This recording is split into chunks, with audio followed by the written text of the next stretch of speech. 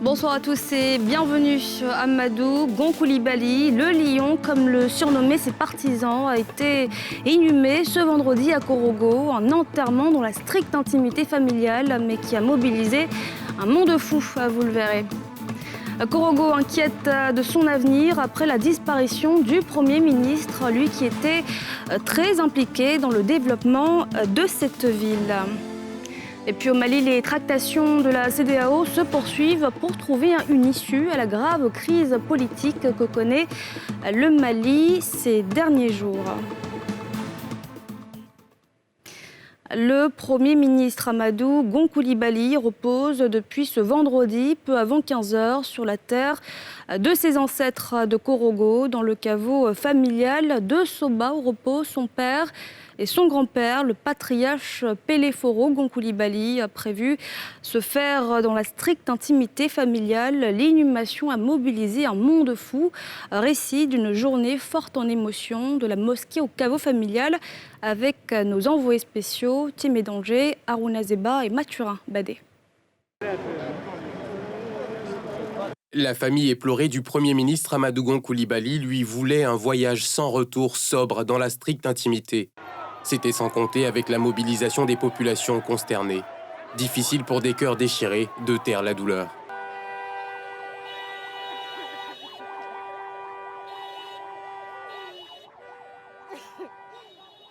D'autres, la tristesse dans le regard, s'en remettent à Dieu devant cet autre deuil qui frappe la grande famille Gon Coulibaly de Korogo, laquelle perd chaque fois un des leurs à 61 ans.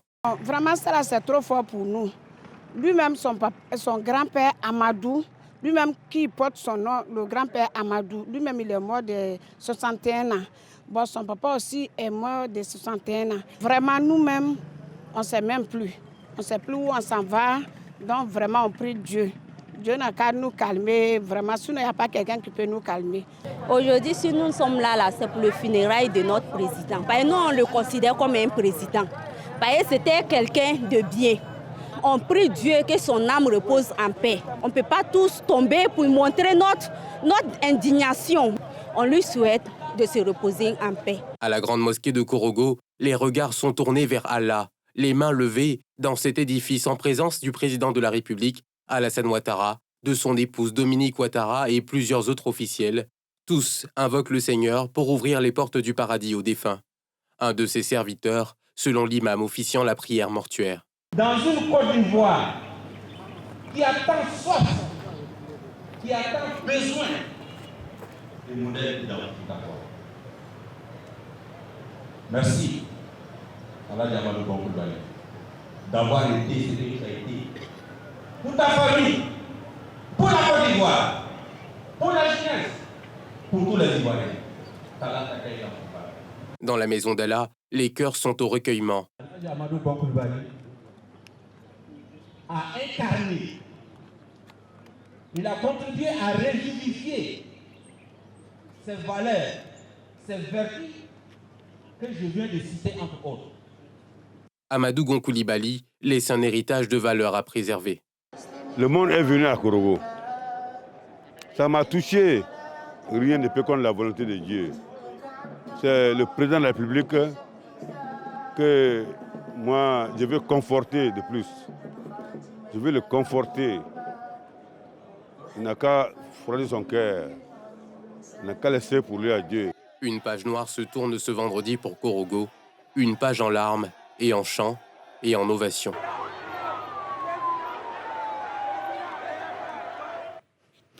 Je vous le disais hier, cet hommage des populations venues de 30 régions de la Côte d'Ivoire au stade municipal de Korogo. Une cérémonie grandiose pour le repos de l'âme du Premier ministre enterré ce vendredi dans sa ville d'origine. Reportage de nos envoyés spéciaux à Korogo. C'est alors le top départ de l'hommage national. Tour à tour, la délégation venue des différentes contrées du pays s'incline. Après, ce sont des mots de compassion. Là encore, le pays BT, dans le centre-ouest, est de la partie. Vous connaissez les BT. Nous, là, on ne joue pas à la mort. On ne joue pas à la mort. Et c'est cette mort-là qui vient de frapper notre frère, le Premier ministre Amadou Gon Coulibaly. C'est une trahison, car la mort implacable trahit toujours les espoirs. Aujourd'hui, nous sommes meurtris par ce deuil. Ce n'est pas seulement le deuil des populations de Korogo, de Tchologo ou de la Bagoué. C'est un homme qui a une dimension nationale. Et quand vous voyez le peuple de Côte d'Ivoire dans les tribunes, nos frères sénoufos peuvent être fiers d'avoir mis au monde un visionnaire, un travailleur, un homme plein d'amour. Le Vibaoulé, dont la reine est l'une des hôtes du jour, et le Woroba, dont la parole est portée par le ministre Moussa Sanogo, prennent le relais. Souvenons-nous, en 1946, c'est ici à Korogo que le président Félix Houphouët-Boigny s'est fait élire député, soutenu en cela par le patriarche Péléforo Gon Coulibaly. Il est bon d'indiquer ici le rôle prépondérant que le peuple sénoufo a joué à l'occasion des obsèques de notre regretté roi, Sa Majesté Nana Anouglé III. À tous ces titres, nous sommes venus prendre notre place et manifester toute notre sympathie et notre compassion à son Excellence M. Alassane Ouattara, président de la République de Côte d'Ivoire, chef de la famille Gon Coulibaly et père du Premier ministre Amadou Gon Coulibaly, que tous nous pleurons aujourd'hui. Lorsque un homme s'éteint, nous enseigne la religion, trois choses continuent de le suivre. Une science qu'il a laissée qui est utile aux gens, une aumône qui profite aux populations et les prières qui peuvent être formulées à son endroit. Je voudrais dire à la famille que le Woroba saura à chacune des prières remémorer le souvenir du Premier ministre Amadou Gon Coulibaly. Ils sont suivis des Wé et des Dan. Le Grand Nord est également de la partie avec différentes régions, dont le Denguélé, le Bonkani et le Tchologo.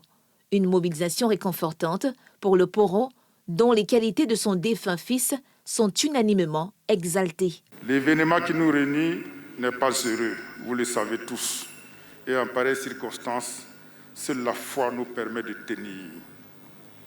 Mesdames et messieurs, la grande affluence que l'on observe actuellement en ces lieux témoigne de l'attachement que les uns et les autres ont pour notre illustre disparu. Au nom des populations de la commune de Korogo, je tiens à vous exprimer mes sentiments de profonde gratitude. Puisse le Seigneur Tout-Puissant vous rendre vos bienfaits au centuple. Cet hommage national intervient à 24 heures de l'inhumation prévue ce vendredi dans le caveau familial à Soba. Et puis la disparition d'Amadou Gon Coulibaly suscite de l'inquiétude chez les Korogolais. Le Premier ministre était en effet très impliqué dans le développement de la région, de la ville dont il a été député-maire pendant de longues années. Aujourd'hui, les populations se questionnent. Vont-ils sombrer dans l'oubli? Qui prendra la relève? Le récit de Pierre Dipomela. Routes, écoles, dispensaires, Korogo, la 4e ville de Côte d'Ivoire, s'est beaucoup développé ces dernières années, avec une implication remarquée de feu Amadou Gon Coulibaly. Et on attendait davantage s'il avait été élu président de la République, puisqu'il était le candidat désigné par le parti au pouvoir pour le scrutin présidentiel d'octobre, jusqu'à sa mort soudaine, le 8 juillet, à 61 ans. Après ce décès inattendu du Premier ministre, les habitants s'inquiètent pour l'avenir de leur région. Électrifier toute la ville, tous les quartiers périphériques, tous les villages environnants, pour donner l'addition d'eau à certains villages, à certains quartiers, construire beaucoup d'écoles, construire beaucoup de centres de santé. Donc nous pouvons dire qu'il a beaucoup fait en moins de 10 ans pour Korogo, que Korogo n'a pu profiter pendant 40 ans. L'arrivée du Premier ministre, le gouvernement RHDP au pouvoir, il faut dire que le fils de la région, vraiment, il tenait à faire changer notre cité. Et en moins de 10 ans, nous avons vraiment connu un grand changement. Ouais, le bitume, la voirie. Alors que tous les Korogolais rendent hommage à AGC, descendant de la prestigieuse lignée du fondateur de la ville, une question est sur toutes les lèvres. Qui va prendre la relève? Qui va finir le travail pour Korogo? Ce nouveau bilan sur l'évolution de la Covid-19 en Côte d'Ivoire, 142 nouveaux cas enregistrés ce vendredi et 244 nouveaux guéris. On écoute les précisions de Mamadou Samba. Le ministère de la Santé et de l'Hygiène publique a enregistré ce jour, vendredi 17 juillet 2020, 142 nouveaux cas de Covid-19 sur 742 échantillons prélevés, soit 19% des cas positifs.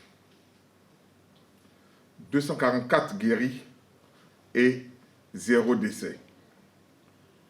À la date du 17 juillet 2020, la Côte d'Ivoire compte donc 13 696 cas confirmés, dont 7 607 personnes guéries, 87 décès et 6002 cas actifs.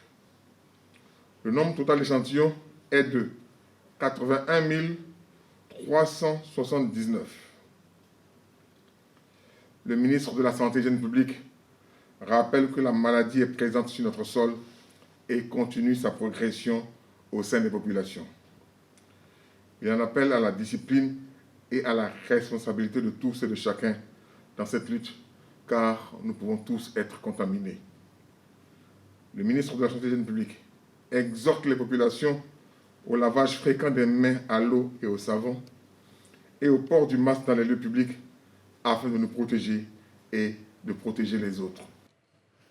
C'était donc le directeur général de la santé. Vous l'avez entendu, la maladie continue sa progression en Côte d'Ivoire. Ce vendredi, on dénombre comme affiché sur ce graphique 13 696 cas confirmés à la Covid-19 en Côte d'Ivoire, dont 7 607 personnes guéries, 87 décédés et 6 002 cas actifs. L'actualité, c'est aussi cet accident, ce grave accident de la circulation ce vendredi. 2 taxis ont été écrasés dans la chute d'un camion porte-conteneurs. Les précisions avec Yéli Traoré et Eric Kimo qui étaient sur les lieux de l'accident. Reportage. C'est aux environs de midi, 13h, qu'un camion porte-conteneurs, opérant une manœuvre de marche arrière, a perdu l'équilibre en faisant tomber son chargement de conteneurs de 40 pieds, pesant au moins 3,7 tonnes à vide, sur 2 taxis-compteurs. Fort heureusement, et contrairement aux rumeurs diffusées sur les réseaux sociaux, faisant état de 1 ou 2 morts, les occupants du 2e taxi, le chauffeur et sa passagère, s'en sortent miraculeusement, avec des blessures mineures, vu l'état des véhicules écrasés sous le conteneur. J'étais en train d'exercer sur mon lieu de commerce. Voilà, donc on a vu le conteneur qui était arrivé, qui devait rentrer dans le quartier pour faire un déchargement. Mais apparemment, compte tenu de l'étroitesse de la voie, il n'a pas pu rentrer. Voilà, parce que le conteneur était trop grand. Donc il a décidé de faire une marche arrière, voilà, pour pouvoir emprunter la voie secondaire pour mieux aborder le virage. Et c'est lorsqu'il effectuait cette marche arrière, voilà, que tout à coup on a entendu un bruit sourd. Apparemment, dû peut-être, bon, je ne vais pas trop m'attarder là-dessus, mais peut-être que compte tenu de l'état de la voirie, voilà, le conteneur a basculé et il est tombé. Ce sont des riverains, témoins de l'accident, qui ont assisté le chauffeur et la passagère coincés dans le taxi emprisonnés sous le poids du conteneur. Quand je suis arrivé automatiquement, il ne pouvait pas sauver le chauffeur parce que ces 2 jambes étaient coincées. Et la dame, elle m'a dit de la sauver. Et je suis parti vers le taxi, moi et mes collègues. On a coupé la ceinture de sécurité. Et à l'intérieur, les 2 jambes de la dame étaient bloquées. On a pu tirer la dame, elle est sortie saine et sauve, mais elle a eu des blessures au niveau du visage. Le chauffeur, quant à lui, on ne pouvait pas. Et Dieu merci, avec le secours de la mairie et des agents de la mairie, il a pu sortir indemne. Perte de contrôle, sortie de route, excès de vitesse, non-respect du code de la route, de nombreuses victimes sont de plus en plus enregistrées dans des accidents de la route, impliquant des véhicules poids lourds ou gros camions en Côte d'Ivoire. Depuis quelque temps, la mairie de Koumassi a initié un projet dénommé Koumassi Autrement, un plan d'action mis en place pour redynamiser la commune. Parmi ces actions, le remplacement des clôtures d'établissements publics, autrefois en briques par des barrières en grille. Nadjaïdja, Fulgence Kissiedou. Nous sommes à Koumassi. Dans quelques jours, ce chantier, espace de restauration pour les élèves du centre de formation au métier du bois, présentera un nouveau visage, avec comme mur de protection une clôture en grille, un choix de la mairie pour tous les établissements publics de la commune. Nous avons des édifices publics, mais qui avaient des murs que nous appelions murs aveugles. Donc derrière ces murs, vous pouvez imaginer toutes choses. Et même pour ceux qui étaient aussi dedans, on pouvait ne pas voir ce qui se faisait dehors. Donc ça répond quand même, ce besoin répond à une satisfaction d'un regard sur la sécurité, sur l'hygiène et l'environnement, mais aussi pour répondre à une question d'esthétique architecturale. C'est des édifices publics, ne serait-ce même déjà par le regard que le public ait accès à ces édifices. C'est une éducation à la transparence de par déjà nos édifices elles-mêmes. Cette décision trouve un écho favorable, aussi bien auprès des responsables de ces établissements qu'au sein de la population.